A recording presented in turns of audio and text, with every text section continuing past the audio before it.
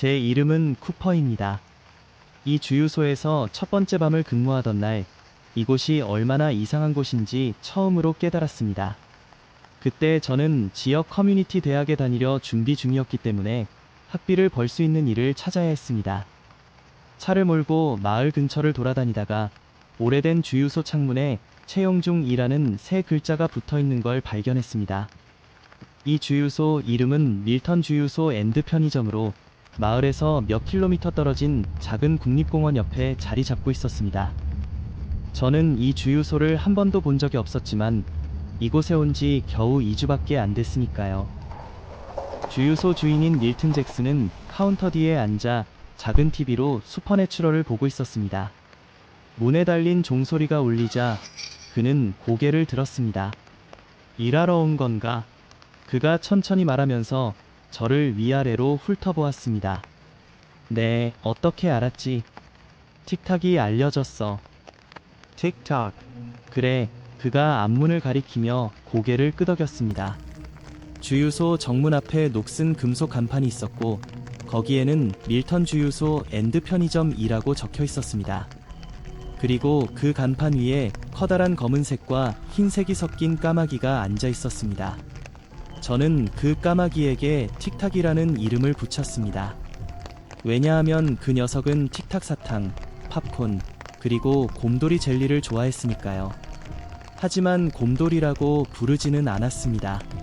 그건 좀 어울리지 않으니까요. 확실히 그렇군. 저는 중얼거렸습니다. 이곳에서 정말 일자리를 구할 수 있을지 의심이 들기 시작했습니다. 야간 근무 가능해? 가능하다면 시간당 $20야. 오후 6시부터 다음날 아침 6시까지, 일요일은 쉬고, 내가 낮 근무를 맡아. 그 시간대에 손님이 더 많거든. 너는 야간만 맡으면 되고, 여기 직원은 우리 둘뿐이야. 이곳은 일주일 내내 손님이 10명도 안 올 때가 많아. 게다가 시간당 $20면 꽤 괜찮지. 그래서 저는 생각할 것도 없이 이 일을 받아들였습니다. 다음날 오후 5시 45분에 주유소에 도착했습니다. 밀턴은 카운터와 선반을 청소하고 재고를 채워야 한다고 알려주었습니다. 그는 계산기 사용법을 가르쳐주고 문 열쇠와 자기 집 전화번호를 주었습니다. 긴급 상황이 생기면 문을 잠그고 전화하라고 했습니다. 그는 제가 마음대로 가게 음식을 먹어도 된다고 했고 따뜻한 걸 마시고 싶으면 사무실에 전자레인지가 있다고 했습니다. 마지막으로 그는 계산대 아래 서랍을 열고 빨간 표지의 노트를 꺼냈습니다. 표지에는 굵은 글씨로 항상 경계하라 라고 적혀 있었습니다. 이게 바로 내가 여기서 진짜 해야 할 일이야. 내가 떠난 후에 이걸 한번 읽어봐.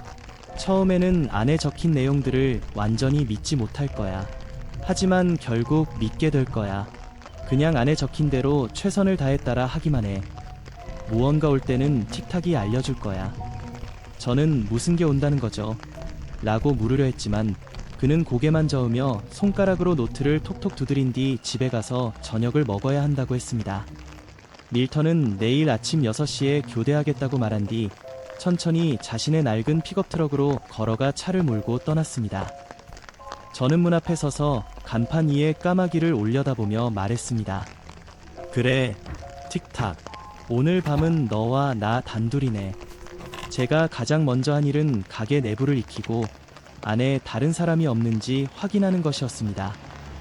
화장실, 창고, 카운터 뒤 작은 사무실을 모두 확인했는데 문제는 없었습니다. 가게를 한 바퀴 둘러본 후 냉장고에서 콜라 한 캔을 꺼내 카운터 뒤 의자에 앉아 빨간 노트를 펼쳤습니다. 노트에는 숫자로 정리된 지시사항이 여러 페이지에 걸쳐 깔끔하게 적혀 있었습니다. 1. 이 노트의 내용을 수정하지 마라. 어떤 글자도 삭제하거나 변경하지 마라. 새로운 정보가 발견되면 목록 맨 뒤에 추가하라. 저는 노트를 넘기며 다음 내용을 훑어보려 했지만 일단 그 경고만 머릿속에 새겼습니다. 그날 밤 첫 손님이 왔습니다. 15분 후 지붕에 온갖 캠핑 장비를 실은 SUV 한 대가 주유소 앞에 멈췄습니다. 운전석에서 여자가 내리는 걸 보고 한숨을 내쉬었습니다. 그녀는 밖에서 신용카드를 긁고 차에 기름을 넣기 시작했습니다. 오후 6시부터 근무를 시작한 지 거의 9시가 다 되어가고 있었습니다. 그는 제가 거의 3시간 만에 본 첫 번째 손님이었습니다. 그가 차 키를 확인한 뒤 편의점 문으로 걸어오는 걸 보았습니다. 그는 키가 크고 마른 체형에 등산용 청바지와 부츠를 신고 갈색 포니테일을 묶고 있었습니다. 가벼운 재킷과 체크무늬 셔츠를 입고 있어서 다른 사람과 잠시라도 말을 나눌 수 있을 것 같아 기대됐습니다. 그가 문을 밀고 들어오자 문 위 종이 울렸습니다. 하지만 그 순간 제 미소가 얼어붙었습니다. 그가 입고 있는 재킷이 밝은 빨간색이었기 때문입니다. 그때 문득 노트에 또 다른 내용이 떠올랐습니다. 손님이 근처 캠핑 장소를 물어보면 북쪽으로 2시간 거리에 있는 헤들리 자연 보호구역으로 안내하라는 것. 그리고 만약 그들이 우리 쪽 캠핑장을 고집한다면 붉은색 물건을 확인하고 어떻게든 제거하라는 짧은 지시. 그가 스낵 선반을 뒤적이며 3봉지의 비프 저키, 마시멜로 1봉지, 초대형 땅콩 초콜릿 1봉지를 고르는 동안 저는 온갖 가능한 변명을 생각했습니다. 아마 그에게 당신은 오늘 1000번째 고객입니다. 재킷을 주시면 가게 물건 아무거나 드리겠습니다. 라고 말할 수도 있겠지만 그의 재킷은 꽤 비싸 보였습니다. 그걸로 바꾸려 하지 않을 것 같았습니다. 그럼 주머니에 손을 넣고 강도야, 재킷 내놔 라고 할까요? 그건 너무 터무니없고 감옥에 갈 수도 있습니다. 아니면 그냥 그 미친 노인의 지시를 무시할까요? 안 됩니다. 이미 제대로 해보기로 마음먹었으니까. 그녀가 살 물건을 카운터에 올려놓았습니다. 계산을 하면서 그녀에게 어디로 가는지 물었습니다. 여자는 미소를 지으며 말했습니다. 레드락 캐니언으로 가요. 여기서 멀지 않죠? 네, 여기서 일한 지 얼마 안 돼서요. 저는 대답했습니다. 레드락 캐니언까지는 차로 45분 정도 걸릴 것 같아요. 하지만 북쪽으로 1시간 더 가면 헤들리 자연 보호구역이 나와요. 거기는 경치도 좋고 화장실도 깨끗하고 강가에 캠핑장도 있다고 들었어요. 그쪽으로는 안 가요. 그녀가 말했습니다.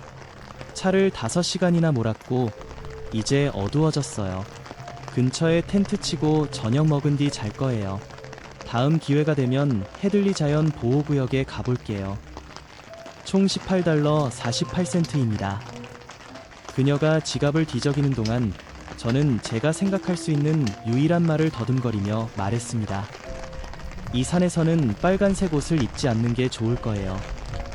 그녀가 지갑을 뒤적이는 손을 멈추고 고개를 들었습니다. 왜요? 그게 모기 때문이에요. 여기 새로운 종류의 모기가 있는데 빨간색 옷 입은 사람만 물어요. 저는 어색하게 웃었습니다. 완전히 바보처럼 느껴졌습니다. 아, 알겠어요. 조심할게요. 그녀는 $20 지폐를 카운터에 밀어놓고 잔돈은 됐어요. 라고 말한 뒤 나갔습니다. 그녀가 차에 타자마자 문을 잠그는 게 분명했습니다. 첫 손님 응대는 그렇게 순탄치 않았습니다. 그날 밤 이후로는 특별한 일이 없었습니다. 다음 두 밤도 조용했습니다. 손님은 한 명뿐이었고 빨간색 옷은 입지 않았습니다. 별로 할 일도 없고 밀턴이 남긴 지시만 따르면 시간당 $20를 벌 수 있었습니다. 매일 가게를 정리한 뒤에는 휴대폰으로 책을 보거나 영상을 봤습니다. 아침 5시가 되자 틱탁이 3번 날카로운 울음소리를 냈습니다. 그러고는 다시 어둠 속으로 날아갔습니다. 20분 후 경찰차 한 대가 주차장에 들어왔습니다. 짐 랭스턴 경관이라고 자신을 소개한 그는 실종 사건을 수사 중이라고 했습니다. 그가 건네준 사진을 보는 순간 제 가슴이 철렁 내려앉았습니다. 사진 속 여자는 갈색 포니테일을 하고 밝은 빨간색 재킷을 입고 있었습니다. 제 첫 번째 손님이었습니다. 저는 그 경관에게 모든 일을 말했습니다. 물론 모기에 관한 거짓말은 빼고요. 경과는 여자가 떠난 시간, 목적지, 차종, 구매 물품 등을 적었습니다. 그는 그녀에게 동행이 있었는지 물었고 저는 혼자였다고 대답했습니다. 떠나기 전에 랭스턴 경관은 사진을 저에게 주며 다른 실종자 전단과 함께 가게 게시판에 붙여달라고 했습니다. 이제 오전 5시 45분, 해가 구름 사이로 막 떠오르고 있었습니다. 저는 문 앞으로 나가 경찰차 불빛이 멀어지는 것을 바라보았습니다. 게시판은 문 왼쪽에 있었고 저는 이전에 그걸 자세히 본 적이 없었습니다. 게시판은 상당히 컸고 중고차 판매나 개 찾기 전단 등 다양한 광고로 가득했습니다. 하지만 그 사이에 비정상적으로 많은 실종자 전단이 섞여 있었습니다. 그들의 나이와 성별은 다양했지만 공통점이 하나 있었습니다. 모두 빨간색 옷을 입고 있다는 점이었습니다. 아마도 숲속에 정말로 뭔가 잘못된 게 있는 것 같았습니다. 그날 아침 경찰과 이야기를 나눈 후 저는 제 일을 더 진지하게 받아들이기 시작했습니다. 매일 밤 근무할 때 공원 지도를 펼쳐보고 각 캠핑장 위치와 작은 길들을 외웠습니다. 손님들이 가려는 곳과 머무를 기간을 기록했습니다. 심지어 밀턴에게도 손님 이름, 차종, 어느 캠핑장에 머물 계획인지 적으라고 했습니다. 저는 그에게 키퍼와 퍼펠 얼러트가 무엇인지 설명해달라고 했지만 그는 매번 같은 대답을 했습니다. 애야, 그건 직접 봐야 이해할 수 있는 거야. 2주 후, 한 부부가 차에 기름을 넣으러 왔습니다. 그들은 좀 오래된 폭스바겐 미니밴을 타고 있었고 안에 어린 남자아이가 타고 있었습니다. 저는 그들 차 지붕에 묶인 빨간색 텐트를 보고 가게에서 프로모션을 하고 있다고 말하며 그 오래된 텐트를 우리 가게 물건과 교환하자고 제안했습니다. 가게에 좋은 캠핑 장비가 많다고 하면서 추가로 색가스 버너도 준다고 했습니다. 그래서 그들은 동의했습니다. 또 몇 주가 지나 한 남자가 트럭 뒤에 장비를 가득 싣고 왔습니다. 그가 화장실에 간 사이 차 뒤에 있던 그의 빨간색 침낭을 훔쳐 우리 가게 최고급 녹색 침낭으로 바꿔놓았습니다. 그는 색이 바뀐 것도 눈치채지 못했습니다. 제가 가장 아슬아슬했던 일은 어느 날 저녁 7시경이었습니다. 한 엄마가 딸과 함께 근처에서 캠핑하려고 왔습니다. 그녀는 차를 주유소 앞에 세우고 보급품을 사기 시작했습니다. 어린 여자아이는 대략 6살 정도로 보였고 보라색 티셔츠를 입고 있었는데 가슴에 반짝이 스티커로 이름 벨라가 적혀 있었습니다. 발에는 흰색 끈이 달린 빨간색 운동화를 신고 있었습니다. 그들이 레드락 캐니언, 즉 그 여자가 사라진 곳으로 간다고 하자 저는 당황했습니다. 온갖 방법을 동원해 설득하려 했습니다. 헤들리 자연 보호구역에서는 매일 반짝이 공예품 파티를 한다고까지 말했지만 소용없었습니다. 그들은 여전히 레드락 캐니언으로 가겠다고 했습니다. 저는 진지하게 그들 뒤를 따라가서 작은 추돌 사고를 내는 방법까지 고민하고 있었습니다. 그때 틱탁이 큰 도움을 주었습니다. 엄마와 딸이 나가려 할 때 어린 여자아이가 머리 위에서 들려오는 부드러운 까악 소리를 듣고 발을 멈췄습니다. 그녀는 고개를 들어 커다란 검은 까마귀를 올려다보았습니다. 바로 그 순간 틱탁이 작은 선물을 주었습니다. 커다란 까마귀 똥이 정확히 그녀의 빨간색 작은 신발 위로 떨어졌습니다. 엄마가 욕을 하며 저를 노려보고 딸의 손을 잡고 서둘러 차로 갔습니다. 카운터 너머로 보니 그녀가 딸의 운동화를 벗겨 플라스틱 봉투에 넣어 차 트렁크에 넣는 게 보였습니다. 임무 완료. 보상으로 저와 틱탁은 작은 곰돌이 젤리 한 봉지를 나눠 먹었습니다.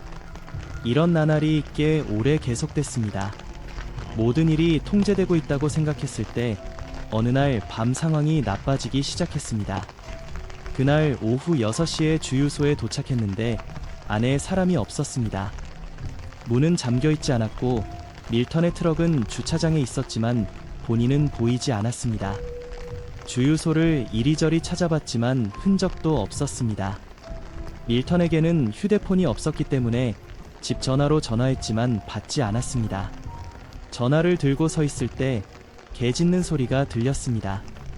주유소 밖으로 나가 오른쪽을 보니 도로 한가운데에 크고 검은 독일 세퍼드가 서서 크게 짖고 있었습니다.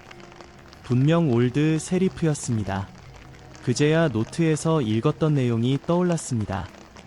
도로에서 검은 회색 독일 세퍼드를 본다면 그의 짖는 소리에 주의하라. 그의 이름은 올드 세리프다. 그는 나쁜 일이 있을 때 도우러 온다. 제가 어떻게 해야 할지 몰라서 있을 때 바람 같은 기운이 제 곁을 스쳤습니다. 틱탁이 제 옆을 지나 짖고 있는 세퍼드를 돌아 공원 쪽 숲으로 날아갔습니다. 그 방향으로 시선을 돌리자 공원 위 하늘이 짙은 보라색으로 변해 천천히 회전하고 있었습니다. 마치 토네이도가 형성되려는 것 같았습니다. 이런 노트에 적힌 내용을 떠올렸습니다. 산 위 하늘이 짙은 보라색으로 변하면 그것은 퍼펠 얼러트 사건이다.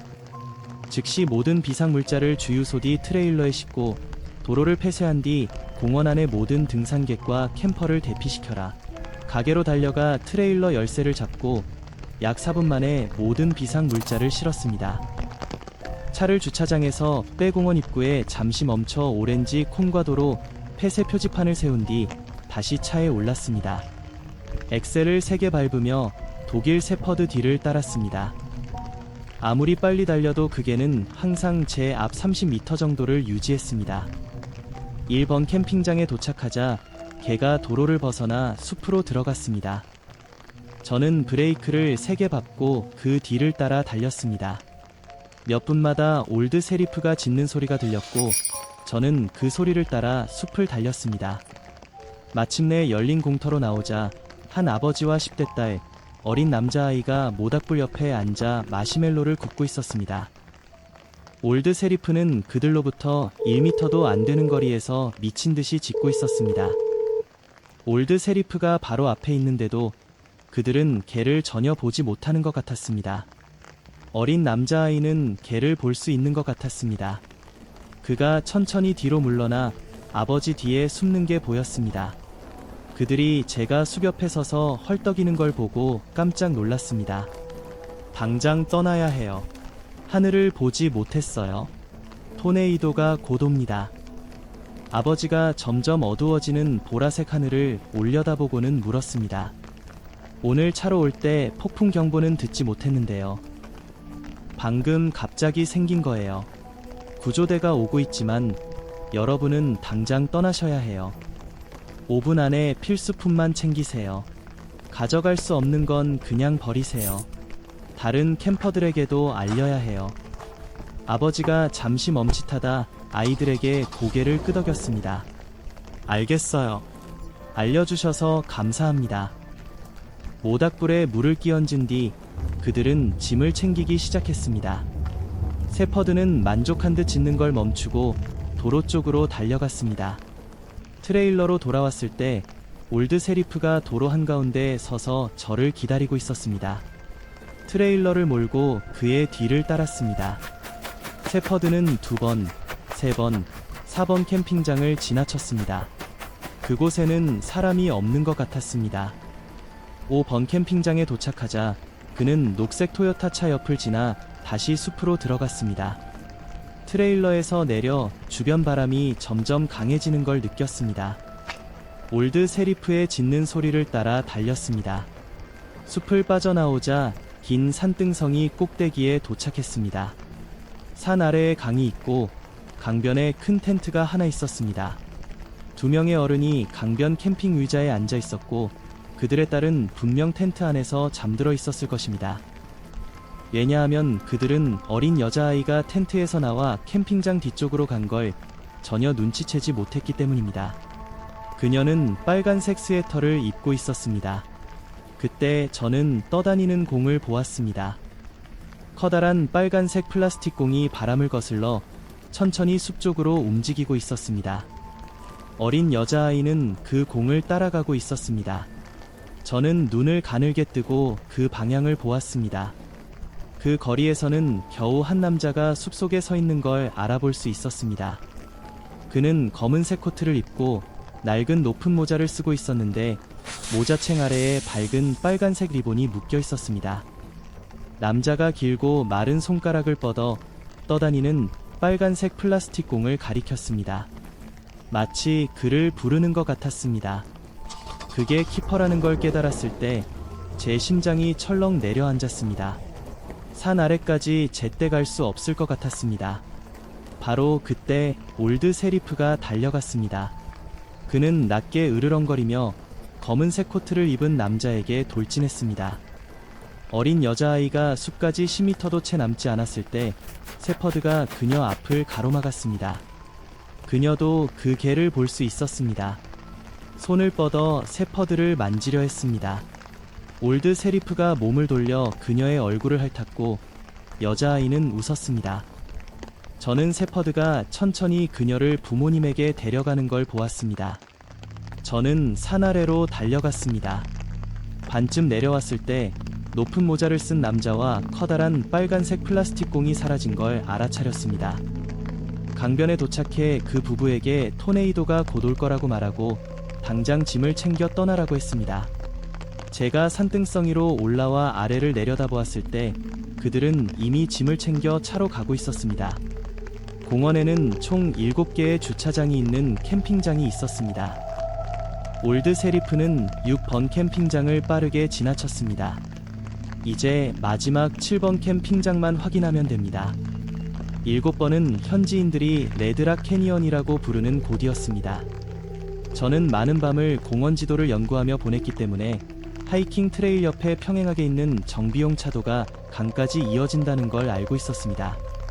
그래서 이번에는 세퍼드 뒤를 따라 숲으로 달려가지 않고 핸들을 돌려 정비도로로 차를 몰았습니다. 도로는 트레일러가 겨우 지나갈 정도로 좁았지만 최대한 빠르게 달렸습니다. 트레일러가 도로의 흙구덩이와 돌을 넘어 덜컹거렸습니다. 커브를 돌자 갑자기 브레이크를 밟았습니다. 제 앞에 하이킹을 하던 등산객이 서 있었습니다. 그는 커다란 배낭을 메고 있었고 저를 똑바로 바라보고 있었지만 몸은 움직이지 않았습니다. 그는 이미 겁에 질려 있었습니다. 저는 이 사람이 도움이 필요하다는 걸 알았습니다. 그래서 차문 손잡이로 손을 뻗었습니다. 바로 그 순간 거대한 무언가가 숲을 뚫고 나와 그의 뒤 2-3m 지점에 나타났습니다. 움직이지 않았다면 알아차리지 못했을 것입니다.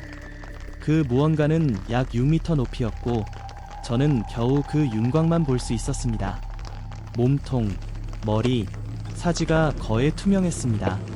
마치 물을 통해 보는 것처럼 윤곽은 분명했지만 형체는 물결처럼 흔들렸습니다. 그 무언가는 매우 거대했고 팔이 거의 땅에 닿을 정도로 길었습니다. 그것은 숲에서 몇 미터 떨어진 곳에 멈춰서서 등산객 쪽으로 머리를 돌렸습니다. 이제 그 무언가는 등산객 바로 뒤에 있었습니다. 그 사람의 눈이 저와 죽은 듯 마주쳤습니다. 그는 공포로 움직일 수 없었습니다. 저는 경적을 울려 그 괴물의 주의를 끌려고 했지만 등산객이 저와 괴물 사이에 서 있었습니다. 그 무언가가 한 걸음만 앞으로 나가면 그를 짓밟을 것입니다. 그때 노트에 적힌 내용이 떠올랐습니다. 빛을 무기로 사용할 수 있다고 했습니다. 그래서 차 지붕 탐조 등 스위치를 눌렀습니다. 그게 도움이 되길 바랐습니다. 그 무언가가 비명을 지르며 뒤로 물러났습니다. 바로 그 순간 올드 세리프가 숲에서 달려나와 그 생물 앞을 가로막았습니다. 그는 뒤로 물러나며 낮게 으르렁거려 괴물을 유인하려 했습니다. 괴물이 다시 비명을 지르며 세퍼드를 쫓았습니다. 그러고는 둘 다 숲속으로 사라졌습니다. 주변이 안전해 보였을 때 저는 즉시 트레일러에서 뛰어내려 등산객에게 달려갔습니다. 그와 그의 무거운 배낭을 조수석에 밀어넣은 뒤 엑셀을 밟아 도로로 차를 돌렸습니다. 가게로 돌아오는 길에 그의 이름이 산멜이라는 걸 알게 되었습니다. 그는 지난 2주 동안 하이킹을 했고 집으로 돌아가기 전에 마지막으로 들른 곳이었습니다. 산멜은 여전히 충격에 빠져 있었습니다. 그는 어색하게 웃으며 말했습니다. 이게 정말 내 마지막 하이킹이 될 거야. 평생 마지막 하이킹. 그리고 낮은 목소리로 물었습니다. 그게 도대체 뭐였어요? 모르겠어요. 삼매, 저는 솔직하게 대답했습니다. 저도 몰라요. 가게로 돌아왔을 때는 거의 자정에 가까웠습니다. 그는 친구에게 전화해 데리러 오라고 했습니다. 그 사람이 오기를 기다리는 동안 저는 콜라 몇 병, 감자칩, 비프 저키를 가져왔습니다. 그는 그 세퍼드가 괜찮을지 물었습니다. 저는 괜찮기를 바란다고 대답했습니다. 저는 그에게 너도 그 개를 볼 수 있었어? 라고 물으려 했지만 참았습니다. 그랬다가는 더 많은 질문을 받을 테고 그 질문에 대한 답은 저도 모르기 때문입니다. 그가 떠난 후 전화가 울렸습니다. 밀턴이었습니다. 오늘 오후에 그는 심장마비를 일으켰습니다. 가게 손님 한 명이 그를 주유소 바닥에 쓰러져 있는 걸 발견하고 바로 구급차를 불렀습니다. 다행히 경미한 심장마비였고 약을 먹은 후 곧 건강을 회복할 수 있었습니다. 마지막으로 저는 여기서 계속 일하기로 결정했습니다. 이곳이 저를 필요로 하기 때문입니다. 아직 모든 걸 완전히 이해하지 못했고 녹색 번개도 본 적이 없지만 적어도 한동안은 남아있고 싶습니다. 처음에는 밀턴이 그냥 미친 노인네라고 생각했습니다. 하지만 이제는 그가 아마도 수호자일 거라고 생각합니다. 그리고 저는 아마 그의 제자일 겁니다. 그래서 지금 저는 외딴 주유소에서 일하고 있습니다. 여기서는 매일 이상한 일들이 일어나지만 결코 지루하지 않습니다. 문제를 해결하는 첫 번째 단계는 문제가 실제로 존재한다는 걸 인정하는 것입니다. 제 이름은 쿠퍼입니다. 이것이 제 꿈의 직업입니다.